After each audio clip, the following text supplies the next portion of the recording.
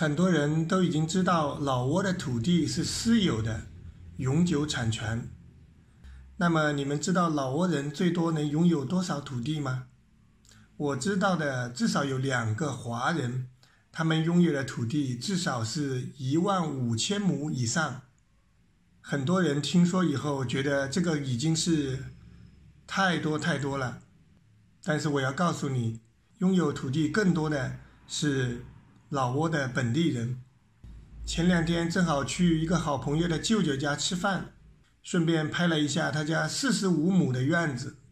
在我们都在夸奖他院子大的时候，他告诉我们他有一个更大的在萨瓦纳吉省，总面积7500亩，全部是他私人土地，自己名字出的土地证，而且他们已经申请完了所有太阳能发电的手续。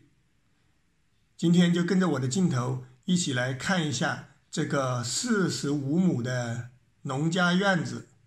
大家好，欢迎来到我的频道，老挝非你所想。大家不要以为这种是在农村，它这个庄园的位置离万象的塔峦只有仅4公里，而且全部是10多米的水泥路到它这个庄园。庄园的女主人，他们在这里开啤酒店，开那种农庄，已经做了14年。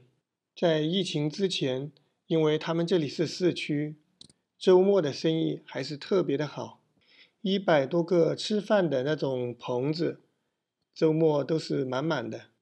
前面的这些空地，他们也没有怎么去收拾打理。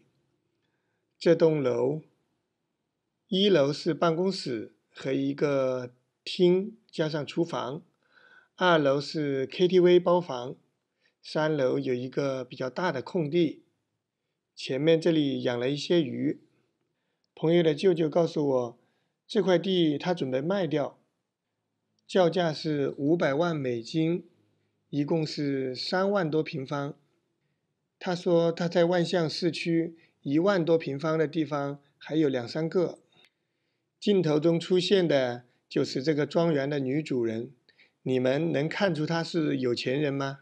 因为在17年的时候，我为了给我们自己软件做广告，我们曾经承包经营了一个50万平方的一个园区，也可以说做到了当时全老挝最火爆的一个旅游景点。所以朋友的舅舅也希望我能给他们一些建议，或者让我来承包经营他们这个农庄。看到我视频的朋友，如果在国内有做过农庄的朋友，可以给我一些建议。进门的左手边是2个办公室，右手边是一个吃饭唱歌的大厅，直直的进来就是一个厨房。厨房的侧面是一个仓库，放着这些已经洗好的锅碗瓢盆。他们这个农庄因为是自家经营，没有什么专业水准，而且已经做了14年，都是那个老人家自己在做，就是土地环境比较有优势，他们的经营模式方式是比较典型的老挝人的方式。以前的生意特别好，现在疫情期间，这个农家院比其他地方还是要好一些，因为毕竟在市区。那些郊区的农家院现在都因为疫情临时关闭了。上2楼的楼梯拐角处，这边有一个对外面的大门，有些人可以从这里进出，直接上到2楼 KTV 包房。房子的设计是老挝人的模式，中规中矩的。上到2楼以后，两边就是 KTV 包房，这边有5间，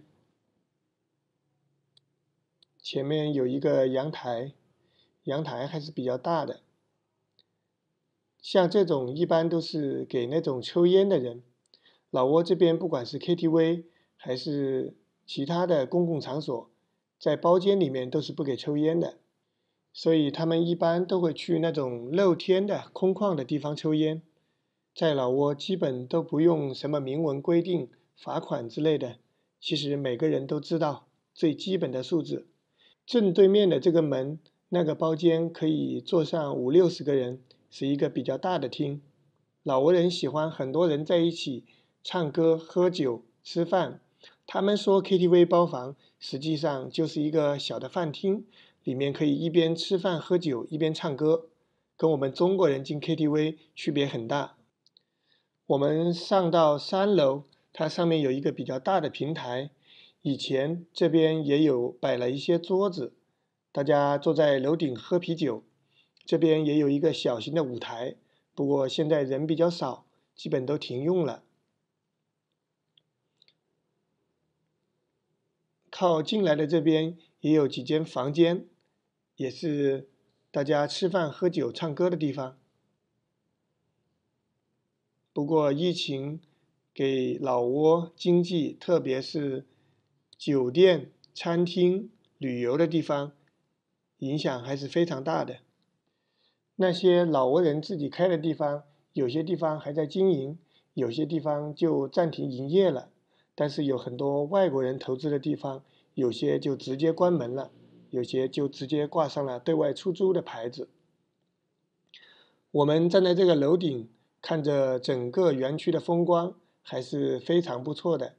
没有那种高楼的遮挡，除了树就是水，还是给人很舒服的感觉。好了，我们去下面再走一走，看一下整个园区。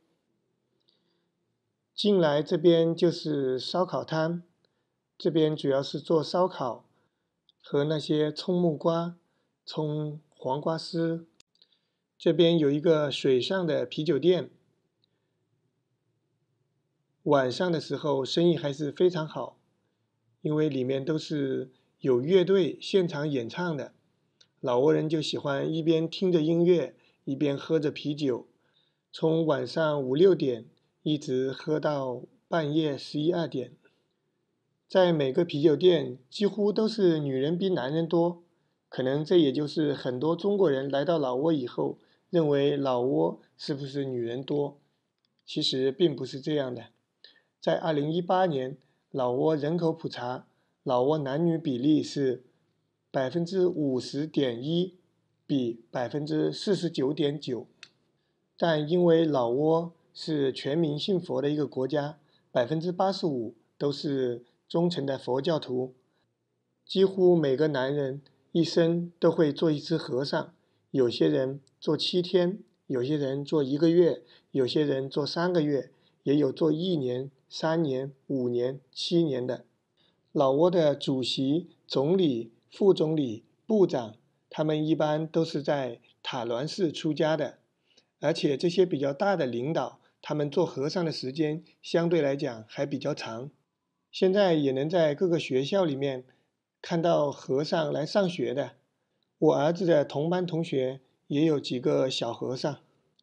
还有一个原因就是，不知道是不是因为天气或者紫外线的原因，这边还有很多男人，他们比较女性化，甚至很多选择变性的。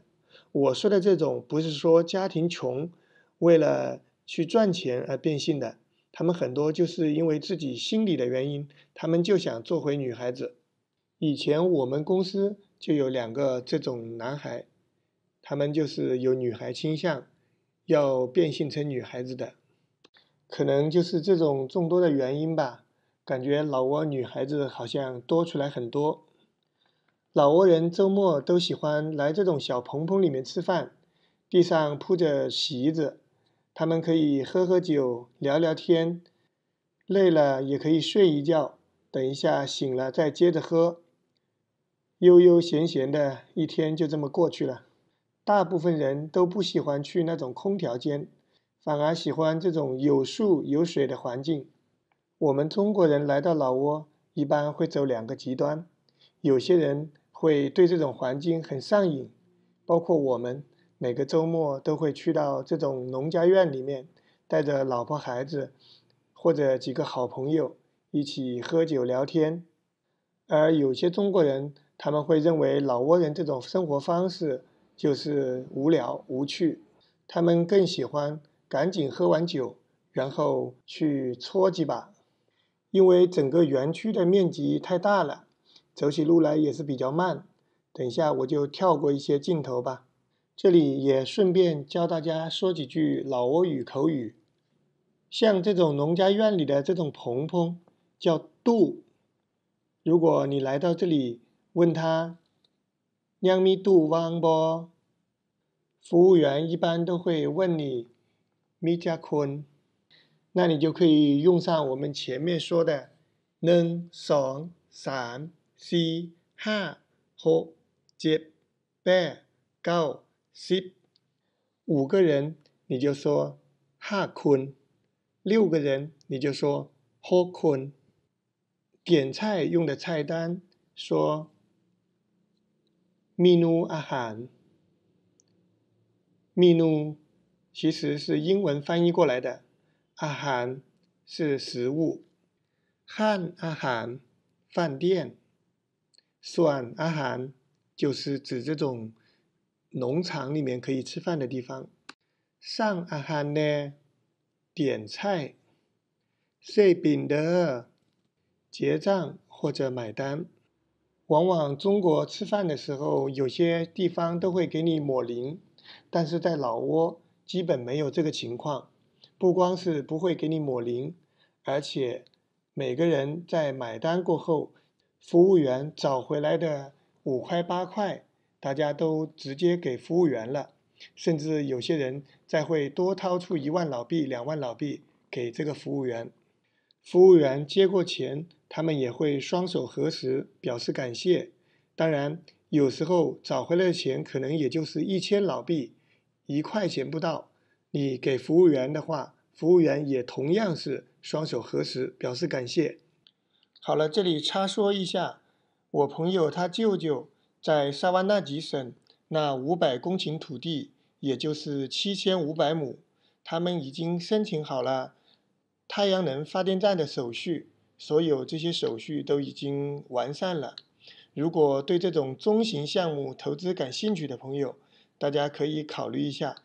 当然，这个只针对内行的朋友，投资有风险，这里我也只是顺便的跟大家介绍一下。屏幕右边的这些就是整个太阳能发电政府批给他们的手续。土地都是他个人的名字，他个人私有的。因为我记得前段时间有人问我太阳能发电的事情，所以我也不记得在哪里去回，正好借这个视频吧，给大家看一下。对了，还有上集里面我说到老挝人养牛，结果有一个专家吧，他评论说老挝的牛都是饲养的，但我真的没有见到老挝牛是饲养的，大家都是这么放养。就看一下旁边的草地有多大，这些牛都是没有人管，在外面跑的。